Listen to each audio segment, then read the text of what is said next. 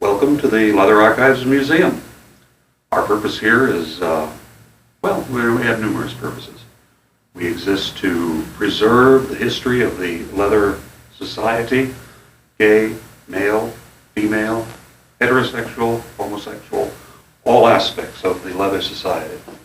And we're using leather here as a generic term. Leather means leather fetishists. But it also means a larger assemblage of people who engage in what some people call kinky sex. It could be SM, it could be fisting, it could be any number of playful things that are a little off the main line. Non-vanilla, shall we say. So when I say leather, realize that I'm talking about a wide spectrum of things and not just a fetish for leather garments. One of our purposes, as I say, is to preserve this piece of history, something that in the past has ended up in the dumpsters of our time and has been lost to us. Leather people generally don't have attics where they can go up and paw through their ancestors' things. We're trying to create such an attic right here. Our purposes are to preserve it, first of all. Second, to make it available for researchers so that the history of the leather community can be studied. And the purpose of the exhibit you're going to see today is mainly to share with all of the people who are around now who are interested and let them get a glimpse of what the past was like and let them see that their history is definitely worth keeping. These are some posters that are from recent IMLs. Actually, we've got posters going all the way back to the first IML back in 1979.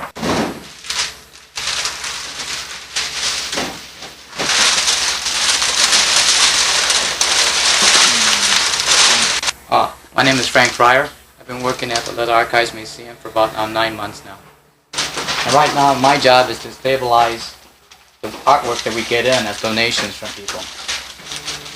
And after we stabilize the artwork, then we go to restoration.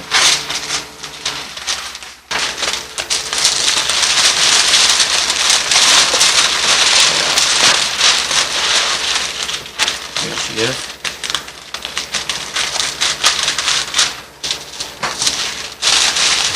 We try not to use our fingers on artwork, because we don't want any oil from our hands or the dust transferred onto the artwork itself.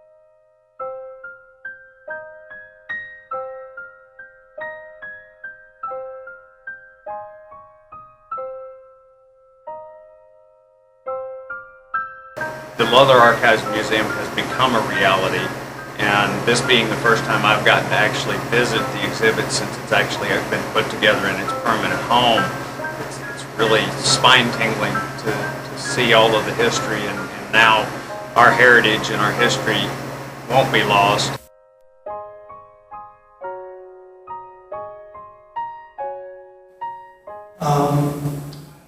For a long period of time, he was involved in museum work and actually developed one of the living history museums in Indiana called Conner Prairie Museum.